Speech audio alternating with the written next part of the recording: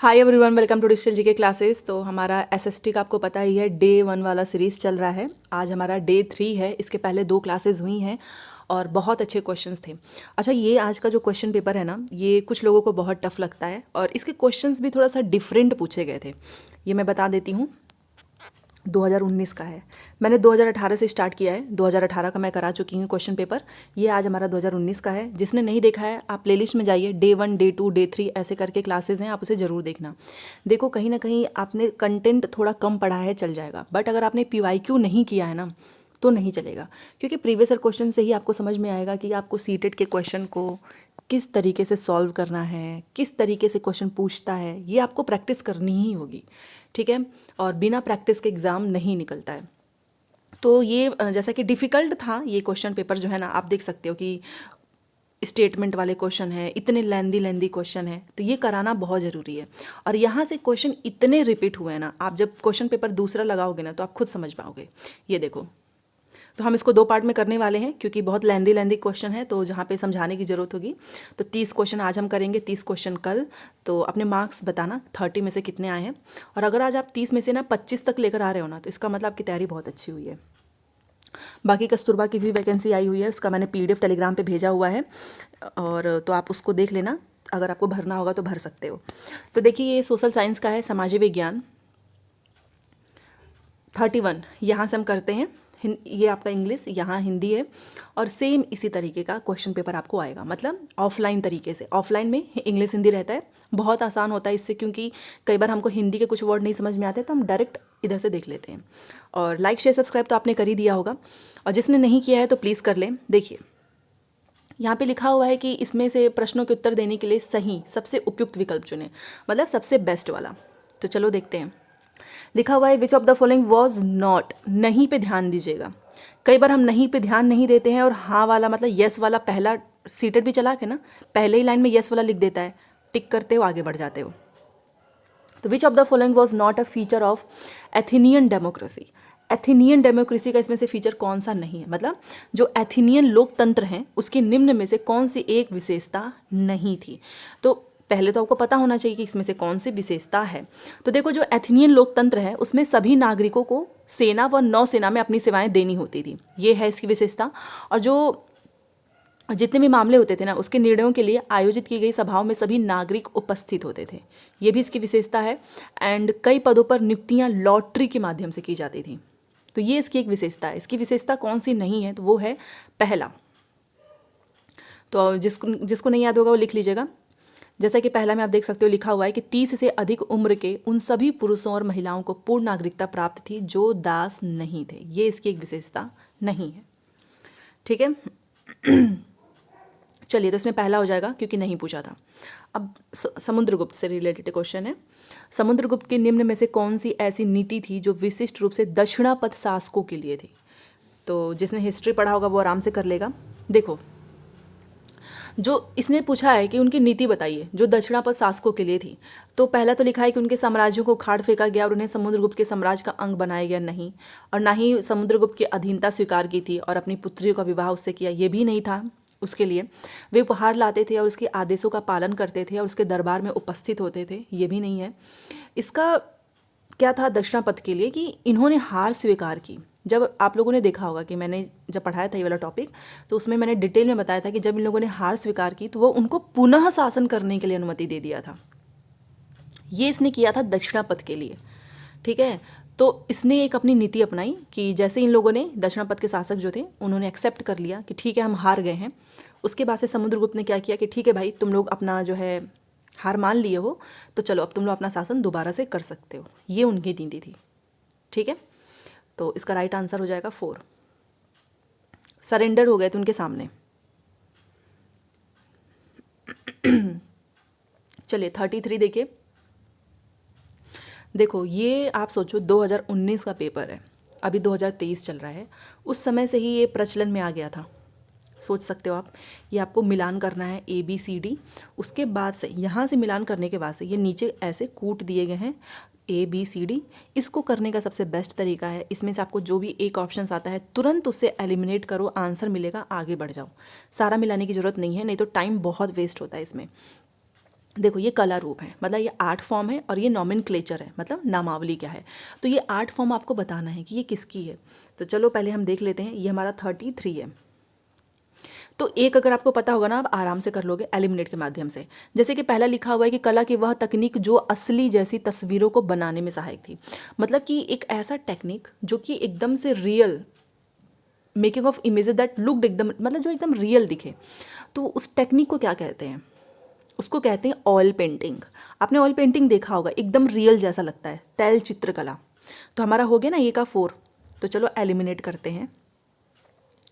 आप देखो यहाँ पे भी नहीं है, यहाँ नहीं है, यहाँ नहीं है, देखा आपने, एक बार में आंसर मिल गया, ए का 4। तो बस आपको ऐसे ही अपना एग्जाम में एलिमिनेशन मेथड का यूज़ करना है। बी लिखा हुआ है कि चित्रकारी जिसमें भारतीय भूदृश्यों को अनूठा अनछुआ दिखाया जाता था, तो उसका होगा नैनाभिराम। ठीक है, जो ना याद हो लिख लेना। भारत में इसका पहला हो जाएगा, भारत में यूरोप वासियों की ऐश्वर्यपूर्ण जीवन शैली, धन संपदा और रौब दाब दर्शाती चित्रकला। तो इसका हो जाएगा रूप चित्रकला, रूप चित्रण। ठीक है, उसके बाद से आपका डी देखो, ब्रिटिश साम्राज्यवादी इतिहास और विजयी दृश्यों को चित्रित करने वाला चित्रकला। तो इसका एक ही बच गया हमारा, इतिहास। तो इतिहास चित्रकला भी आसान था, आप ब्रिटिश से भी आराम से कर सकते थे। ब्रिटिश और इतिहास, ये आपका इतिहास में आ जाएगा। तो याद रखना, जो एकदम रियल इमेजेस होते हैं उसकी नामावली है उसकी ऑयल पेंटिंग। ठीक है, अगर आपको ये याद है तो कई बार ऐसा होता है कि हमको चारों ऑप्शंस नहीं पता है, एक भी पता है ना, हम आराम से आंसर निकाल लेते हैं। बट मैं तो ये बोलूँगी आप इन चारों को नोट कर लेना, चारों में से कोई ना कोई तो पूछेगा और वहाँ पे आपकी टेक्निक काम आएगी। ठीक है, चलिए और गला थोड़ा सा ख़राब है तो उसके लिए मैं पहले ही बोल देती हूँ। 34 देखो, 18वीं शताब्दी के अंतिम चरण में बम्बई, मद्रास और बंगाल प्रेसिडेंसी का विकास ईस्ट इंडिया कंपनी के किन व्यापारिक केंद्रों से हुआ? ये क्वेश्चन है, और ये क्वेश्चन हम लोगों ने किया हुआ है। किसकी बात हो रही है? 18th सेंचुरी की। The presidencies of Bombay, Madras and Bengal develop from which of the following East India companies trading post? तो इसको रट लो, क्योंकि ये क्वेश्चन पूछता है सूरत, मद्रास, कलकत्ता। ठीक है ना, इसमें समझने वाला नहीं है, ये रटने वाला है। पहला हो जाएगा। चलिए, अब बौद्ध धर्म, जैन धर्म, ये तो बहुत ही फेवरेट टॉपिक है सीटेट का। हर बार क्वेश्चन पूछता है कि ए और बी कथनों पर बौद्ध महायान के संदर्भ में विचार करें और सही उत्तर का चयन करें। तो बौद्ध के बारे में आपने पढ़ा होगा तो आप आराम से कर सकते हो। लिखा हुआ है पहला कि बौद्ध धर्म के इस रूप में बुद्ध की उपस्थिति कुछ एक संकेतों का उपयोग करते हुए मूर्तियों में दिखाई गई है। ये गलत है। महायान बौद्ध के आने के साथ ही बुद्धिस्ट में विश्वास समाहित हुआ था। जी हाँ, बी हमारा सही है। तो ए गलत हो गया, बी हमारा सही है, तो हम जाएंगे दूसरे के साथ। ठीक है, तो 35 का दूसरा। एक तरीके से आपका टेस्ट हो रहा है। जो क्वेश्चन गलत लगे, आपको लगे कि यस ये आपसे गलती हो रही है, तो आप उसे कॉपी में नोट करें और फिर आप इवैल्यूएट करके मुझे मार्क्स बताना। चलो, हम लोगों ने महलवारी पढ़ा था ना, महलवारी रैयतवारी कितनी बार किसानों से रिलेटेड है, जमींदारों से रिलेटेड है। मैंने आपको बताया था, वही क्वेश्चन पूछा है कि महलवारी रैयतवारी राजस्व प्रणालियों के संदर्भ में ए और बी पे विचार करो और सही उत्तर का चयन करो। तो उसके बाद से नीचे भी ऑप्शंस दिए गए हैं, तो इसमें देखते हैं। ए लिखा हुआ है कि महलवारी बंगाल प्रेसिडेंसी के उत्तर पश्चिम प्रांतों के लिए युक्ति थी, जबकि रैयतवारी जो है ना, ब्रिटिश नियंत्रण वाले दक्षिण भारतीय इलाकों के लिए थी। ये बात एकदम सही है। आपको मैंने बताया भी था कि महलवारी में गांव का मुखिया पूरे गांव के संकलित राजस्व को कंपनी को अदा करता था, जबकि रैयतवारी में किसानों के साथ सीधा समझौता किया जाता था। तो ये बात हो गई, दोनों की दोनों बात एकदम सही है। तो महलवारी और रैयतवारी ये फेवरेट क्वेश्चन है, डिफरेंस याद रखना हमेशा। तो दोनों की दोनों बातें सही हैं। तो चलो आगे बढ़ते हैं। इसका हो जाएगा तीसरा, ए और बी दो, ये अंतर को सही स्पष्ट किया हुआ है। ठीक है, तो 36 का A and B options will be right. 37 देखो, सूफी संत के मकबरे को जाना जाता है, और ये तो मुझे लगता है कि सभी कर लेंगे, बहुत आसान है, दरगाह। और ये यूपी टेट में भी पूछा हुआ है। 38 देखिए, विशिष्ट अद्वैतवाद का सिद्धांत 11वीं शताब्दी में प्रस्तावित किया गया था। मैंने आपको बताया भी था जब हम लोग पढ़ रहे थे पूरा टॉपिक उसमें। तो विशिष्ट अद्वैतवाद का जो सिद्धांत है वो किसने प्रस्तावित किया था? रामानुज द्वारा। रामानुज द्वारा, याद रखना। ये कुछ क्वेश्चंस ऐसे होते हैं ना जो आपको याद ही करना होगा। पहला, चलो 39 देखो, भारत में 1772 में स्थापित की गई दीवानी अदालत के संबंध में ए और बी पर विचार करो और सही उत्तर का चयन करो। तो यहाँ पे ए और बी दिया गया है और याद रखना ये 1772 की बात हो रही है, तो इसमें से कौन सा राइट होगा। देखो, जो दीवानी अदालत के संबंध में, ये कोई फौजदारी अदालत नहीं थी, सबसे पहले तो ये ख़त्म कर दो। यह यूरोपियन जिलाधीशों की अध्यक्षता में चलता था, ये सही होगा। ठीक है, ये कोई फौजदारी अदालत नहीं थी, ये था European, it was presided over by the European district collectors. ठीक है, तो केवल बी सही है। तो हम किसके साथ जाएंगे, दूसरे के साथ। ठीक है, हमारा इसमें दूसरा सही हो जाएगा। आप स्क्रीनशॉट भी ले सकते हो। चलो, आप देख सकते हो ये क्वेश्चंस काफ़ी अच्छे हैं। मतलब मुझे ये वाला क्वेश्चन पेपर जब मैंने देखा तो मुझे लगा इसको कराना चाहिए, बिकॉज यूनिक से क्वेश्चन है इसमें। ठीक है, 40 देखो, गैरिसन नगर से अभिप्राय है। गैरिसन का मतलब क्या होता है, और गैरिसन टाउन रिफर्स टू, तो गैरिसन का मतलब होता है ना, जो कि आपने देखा होगा, फोर्टिफाइड सेटलमेंट विद सोल्जर्स, मतलब किलेबंद बसाव जहाँ पे सैनिक रहते हैं। ठीक है ना, ये फोर्टिफाइड सेटलमेंट होता है जहाँ पे सोल्जर्स रहते हैं, तो गैरिसन का मतलब यही है दूसरा। चलो, ये वाला क्वेश्चन मैंने आपको बोला था कि ऐसा क्वेश्चन पूछता है, वो भी जरूरी नहीं है, बट एक क्वेश्चन आता है, लेकिन हम इसको आराम से ब्लैक बोर्ड पे करेंगे, क्योंकि अभी यहाँ पर इस छोटे से स्क्रीन पे समझा पाना उतना पॉसिबल नहीं है, बट फिर भी मैं आपको बता देती हूँ। अभिकथन कारण दिया हुआ है, जब लंदन में अपराह्न के 2 बजे हैं तो भारत में 7:30 अपराह्न का समय क्या होगा। कारण दिया है कि भारत ग्रीनविच के पूर्व 82 डिग्री 30 मिनट पूर्व में स्थित है। तो इसमें से बताओ सही विकल्प का चयन क्या होगा। तो इसमें दोनों सही है, क्योंकि हमारा जो इंडिया है ना वो लोकेटेड है ईस्ट ऑफ ग्रीनविच। ये तो रट लो, 82 डिग्री, ये हर बार पूछता है, ये बस इसमें नहीं पूछेगा, ये कहीं भी वन लाइनर में भी पूछ लेगा आपसे। ठीक है, तो दोनों की दोनों बातें सही हैं। तो हम जाएंगे तीसरे के साथ, और इसकी व्याख्या भी ये सही कर रहा है। चलिए 42 देखिए, समय दिया हुआ है, समय क्षेत्र पर दिए गए ABC, ये दिया है समय क्षेत्र पर दिए गए ABC पे आपको विचार करना है और सही उत्तर का चयन करना है। चलो एक एक पढ़ो 42, और लाइक शेयर सब्सक्राइब कर दीजिएगा। तो ये तीनों पढ़ के फिर आपको नीचे से बताना है। तो चलो देख लेते हैं। ए में लिखा हुआ है कि कुछ देशों का देशांतरीय विस्तार अधिक होता है, जिसके कारण वहाँ एक से अधिक मानक समय अपनाए गए हैं। ये बात एकदम सही है। पृथ्वी को 1-1 घंटे वाले 24 समय क्षेत्रों में बांटा गया है। ज्योग्राफी का क्वेश्चन है, ये भी सही है। प्रत्येक समय क्षेत्र 15 डिग्री देशांतर तक के क्षेत्र को घेरता है, ये भी बात सही है। तीनों की तीनों बातें सही हैं। ABC आर करेक्ट, तीनों बातें सही हैं। चलिए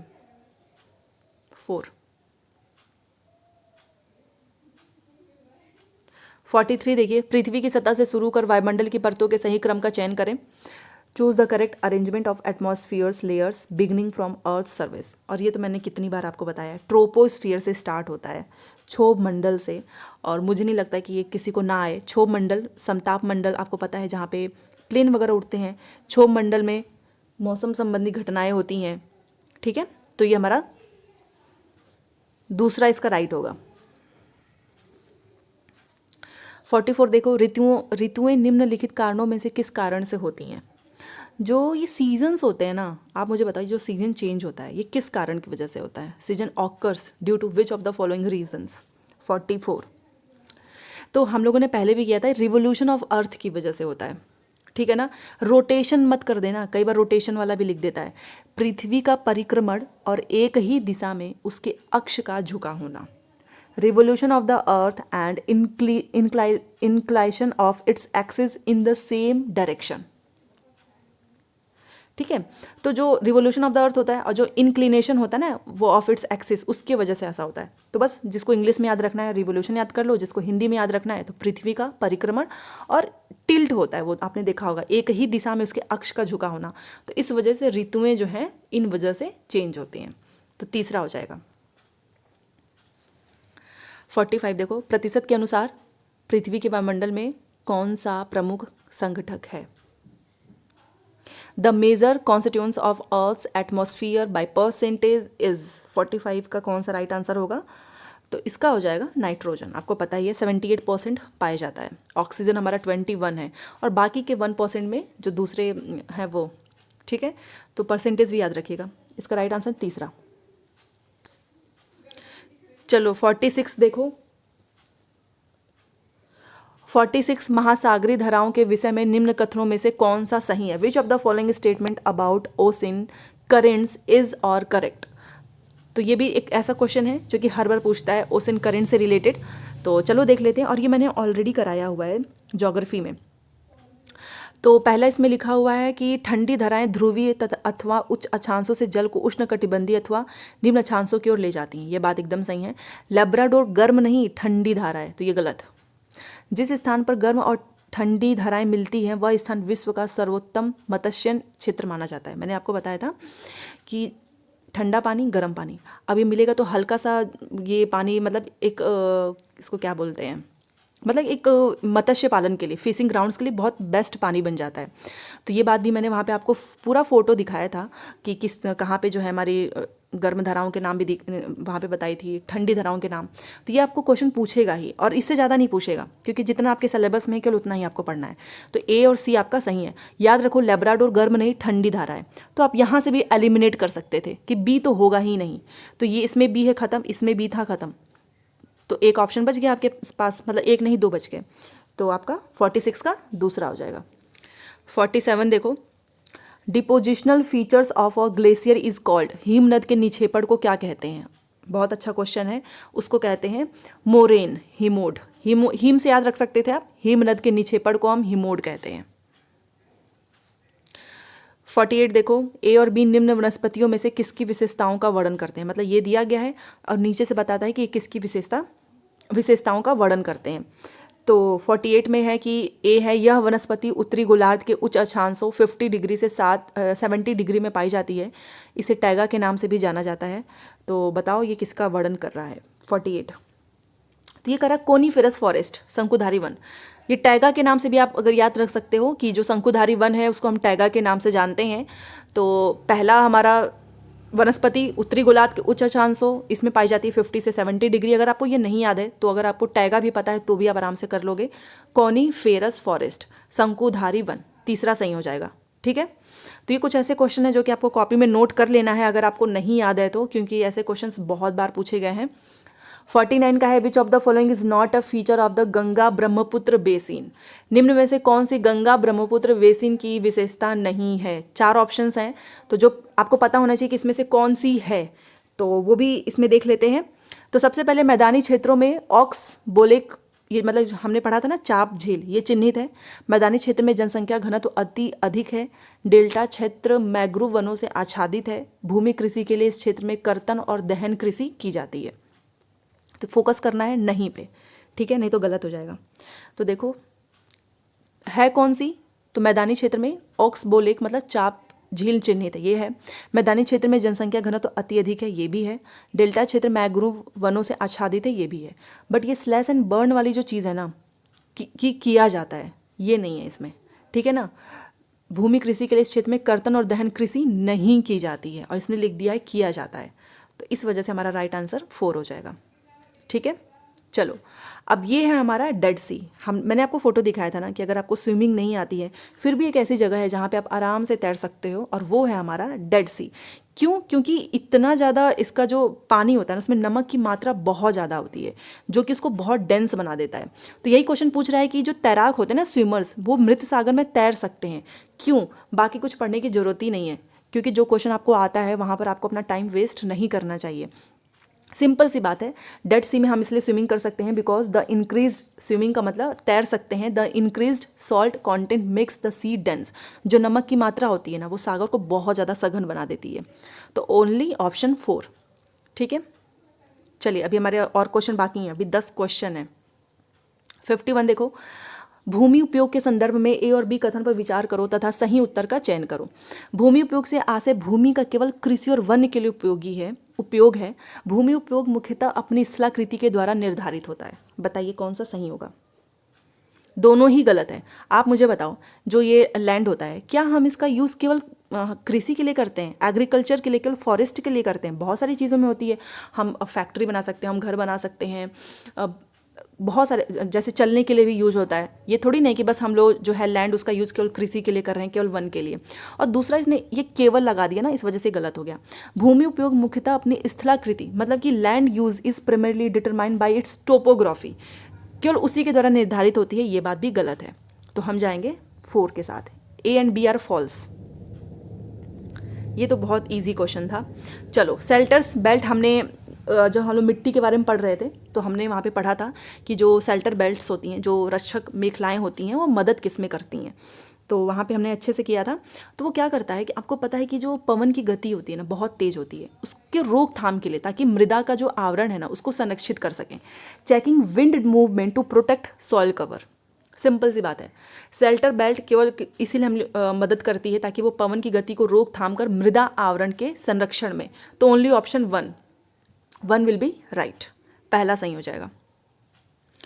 चलिए, what determines the thickness of soil profile. और ये मैंने आपको एक चीज़ एग्जाम्पल देके समझाया था और ट्रिक भी बताई थी कि जो हमारा मृदा परिच्छेदिका है, इसकी मोटाई को कौन निर्धारित करता है। अब जब ये ऑप्शन आएगा ना आपके सामने, तो आप कभी भी समय तो लगाओगे ही नहीं। आपको लगेगा अरे नहीं, समय तो होगा ही नहीं, जिसने नहीं पढ़ा होगा, बट इसका राइट आंसर टाइम ही है। जो थिकनेस ऑफ सॉइल है ना, वो समय ही तो होगा, एक टाइम के साथ उसकी मोटाई, समय ही निर्धारित करती है उसकी मोटाई को। ठीक है, तो मृदा परिच्छेदिका की मोटाई को कौन निर्धारित करता है? टाइम, समय। तो 53 का हो जाएगा हमारा दूसरा। 54 का देखो, वितरण के आधार पर संसाधनों को वर्गीकृत किया जा सकता है। On the basis of their distribution resources can be classified as.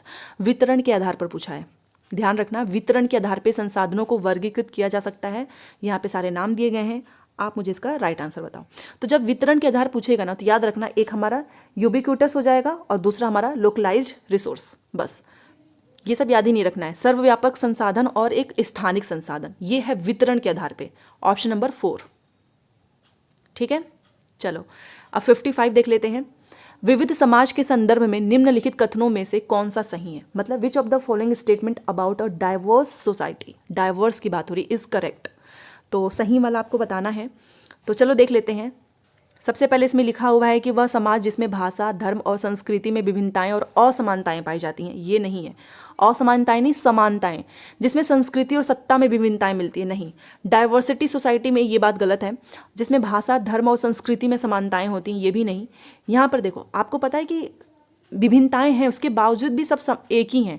जैसे कि जो हमारी भाषा है, संस्कृति और धर्म में विभिन्नताएं और समानताएं पाई जाती हैं। It would have differences and similarities in language, culture and religion. तो ये होगा इसका राइट आंसर। ठीक है, तो विविध समाज, और ये कुछ एक आपने देखा होगा, थोड़ा सा एक टिपिकल सा क्वेश्चन पूछा था डाइवर्स सोसाइटी के बारे में, और चारों के चारों ऑप्शंस आपको लगेंगे कि दो तो ऐसे हैं जो सही हो जाएगा, बट फिर भी आपको एक बार ध्यान से विविध समाज के बारे में दोबारा से पढ़ना होगा, देन आप आराम से कर लोगे। It would have differences and similarities, ठीक है, in language, culture and religion. तो 55 का 4। 56 का देखो, ये हमारा पैडागॉजी है। निम्नलिखित कथनों में से कौन सा लिंग रूढ़िबद्ध धारणा को चुनौती देता है? Which of the following statement challenge gender stereotype. और ये स्टीरियोटाइप से क्वेश्चन हर बार पूछेगा, इस बार भी आएगा। तो चलो देखते हैं। स्टीरियोटाइप का मतलब पता है ना आपको, कि एक सोच होती है रूढ़िवादी, कि जो है महिलाएं घर का काम करेंगी, पुरुष बाहर का काम करेंगे, और महिलाएं जो है उनके लिए केवल टीचर की नौकरी बनी हुई है, वो केवल डॉक्टर बन सकती हैं, इंजीनियर नहीं बन सकती हैं, ऑटो, गाड़ी। अगर आपके मन में कभी कोई बोले कि किसान, मेरे मतलब किसान, जैसे आप किसान का कोई नाम बोलेगा, तो किसान का नाम बोलते ही उनको एक पुरुष का नाम, पुरुष का मतलब इमेज याद आएगा। महिलाओं के बारे में वो नहीं सोचेंगे, बल्कि महिलाओं का भी उतना ही कंट्रीब्यूशन होता है। तो एक रूढ़िवादी सोच है। तो वहाँ से पूछेगा कि चुनौती किसको देता है, मतलब चैलेंज करेगा कि उससे हट के ये काम हो रहा है, जो कि रूढ़िवादी सोच को चुनौती दे रहा है। जैसे कि महिलाएं बहुत भावुक होती हैं, ये तो चुनौती नहीं दे रहा है, ये तो उसको एक तरीके से वो कर रहा है कि महिलाएं तो भावुक होती हैं और आदमी जो होते हैं वो नहीं रोते हैं। महिलाएं फैशन परस्त होती हैं, मतलब वुमेन्स आर फैशन कॉन्शियस, हमेशा फैशन पे ध्यान देती हैं, ये रूढ़िवादी सोच है। महिलाएं जिम्मेवार वाहन चालक होती हैं, women are responsible bus drivers. Women are nurturing, महिलाएं पालन पोषण करने वाली होती हैं, मतलब घर का ध्यान रखती हैं और घर में सारे परिवार को संभालती हैं। एक तरीके से रूढ़िवादी सोच है। तो चैलेंज कौन कर रहा है? तो वो कर रहा है तीसरा, कि महिलाएं जो हैं बस एक responsible bus drivers. Bus drivers आपने देखा होगा, मोस्टली मेल होते हैं, बट कई बार ऐसी होती हैं जो फीमेल भी होती हैं, तो एक अलग हटके है, ये इसको चैलेंज कर रहा है। इस तरीके के क्वेश्चन पूछेगा तो तीसरा हो जाएगा। चलो 57 देखो, नारी मताधिकार आंदोलनकारियों की निम्न में से कौन सी मुख्य मांग है? Which of the following compose the main demand of the suffragettes. तो नारी मताधिकार की बात हो रही है, उनकी मुख्य मांग इसमें से आपको बताना है कौन सा है। तो इनकी मांग क्या है? Right to vote for women, और कुछ नहीं है, महिलाओं के लिए मताधिकार। ये नहीं है कि right to bureaucratics roles for women या फिर एडल्ट फ्रेंचाइजेस या फिर एडल्ट फ्रेंचाइजेस फॉर वर्किंग, नहीं, मताधिकार की बात हो रही है तो महिलाओं के लिए भी मताधिकार, right to vote for women, ये होगा इसका राइट आंसर। इसको ध्यान से पढ़ना, नहीं तो नीचे की सारी चीज़ें गलत हो जाएंगी। ठीक है, तो 57 का पहला। अब ये हमारा है 58, और ये हमारा जातक कथा से रिलेटेड है। जब हम बौद्ध और जैन पढ़ रहे थे वहाँ पे मैंने आपको बताया था कि विच of the following statement about जातक इज करेक्ट, जातकों के विषय में निम्न में से कौन सा सही है, तो सही वाला आपको बताना है। तो पहला लिखा है कि इनकी रचना सामान्य लोगों द्वारा की गई थी जिन्हें बौद्ध भिक्षुओं द्वारा लिखा गया और उनका संकलन किया, ये बात एकदम सही है। इनकी, अब कोई एक ही सही हो सकता है, इनकी रचना सामान्य लोगों के द्वारा की गई जिन्हें जैन, ये जैन की वजह से ये गलत हो गया, जैन नहीं बौद्ध भिक्षुओं द्वारा। अब यहाँ पे लिखा है कि इनकी रचना बौद्ध भिक्षुओं द्वारा की गई, नहीं, सामान्य लोगों द्वारा की गई। चारों ऑप्शंस पढ़ो, बहुत ही कंफ्यूजिंग ऑप्शन है, बस इसने क्या किया, एक वर्ड को चेंज किया है, बौद्ध भिक्षुओं नहीं, सामान्य लोगों के द्वारा किया गया। फिर यहाँ पर देखो लिखा हुआ है कि इनकी रचना जैन साधुओं द्वारा की गई, ये भी गलत है। सिंपल सी बात है ना कि जो जातक कथाएं थी वो सामान्य लोगों ने ही उस द्वारा किया गया था, जिन्हें बौद्ध भिक्षुओं द्वारा लिखा गया और उनका संकलन किया गया, तो पहला हो जाएगा। ठीक है, 58 का पहला। अब हम चलते हैं 59 के। 59 हमारा आ गया आईने अकबरी। आईने अकबरी के विषय में निम्न कथनों में से कौन सा सही है? और आईने अकबरी कई बार पूछा हुआ है, तो देखो यह अकबरनामा शीर्षक के अंतर्गत अकबर के शासन के इतिहास की 3 जिल्दों में से पहली जिल्द है, नहीं, ये मैंने आपको बताया था डिटेल में। इसमें अकबर के पूर्वज और अकबर के शासन की घटनाओं का विवरण दिया गया है, ये भी नहीं है। यह मिर्जा हाकिम द्वारा, नहीं, उनके द्वारा लिखा गया नहीं है ये। यह अकबर के प्रशासन के विविध पहलुओं के विषय में संपन्न सांख्यिकीय विवरण प्रस्तुत करता है। It has rich statistical deals about diverse aspect of Akbar's administration. ठीक है, ये है इसका राइट आंसर। तो आईने अकबरी के बारे में कौन सा सही है? 4। ये एक आपने देखा होगा कि 30 के 30 क्वेश्चंस काफ़ी अच्छे क्वेश्चंस हैं, तो ये आपकी बहुत हेल्प करेगा एग्जाम में। चलिए, ये हमारा आज का लास्ट क्वेश्चन है, हमने 30 क्वेश्चंस टोटल कर लिया है। इसके बाद का देखो, एसएसटी में 60 क्वेश्चन पूछता है, तो 30 मैंने आज करा दिया, 30 मैं आपको कल करा दूंगी। और कल वाला भी सेशन देखना, क्योंकि इसके बाद वाले क्वेश्चन आप देख सकते हो। ये देखिए, ये पूरा मिलान करने वाला है। ये देखिए, पुटिंग आउट सिस्टम, दादन व्यवस्था हमने एनसीईआरटी में पढ़ी थी, तो ये हम कल करेंगे पूरा डिटेल में। तो चैनल को सब्सक्राइब करके प्लीज़ वीडियो को लाइक कर दीजिएगा, आप लोग बहुत ज़्यादा सपोर्ट करते हो, आगे भी ऐसे करते रहो ताकि और भी अच्छे अच्छे क्लासेस मिलती रहें। 60वां देखो, निम्न में से किसने अपनी कृतियों को भी शामिल करते हुए बाबा गुरु नानक की रचनाओं को गुरुमुखी में संकलित किया था? और ये क्वेश्चन इतनी बार पूछा हुआ है ना कि ये गुरुमुखी से रिलेटेड क्वेश्चन हर बार पूछता है कि इसमें से कौन है जिसने बाबा गुरु नानक की रचनाओं को गुरुमुखी में संकलित किया था, composition, adding his own composition to it. ठीक है, तो इसका राइट आंसर क्या हो जाएगा? वो है गुरु अंगद।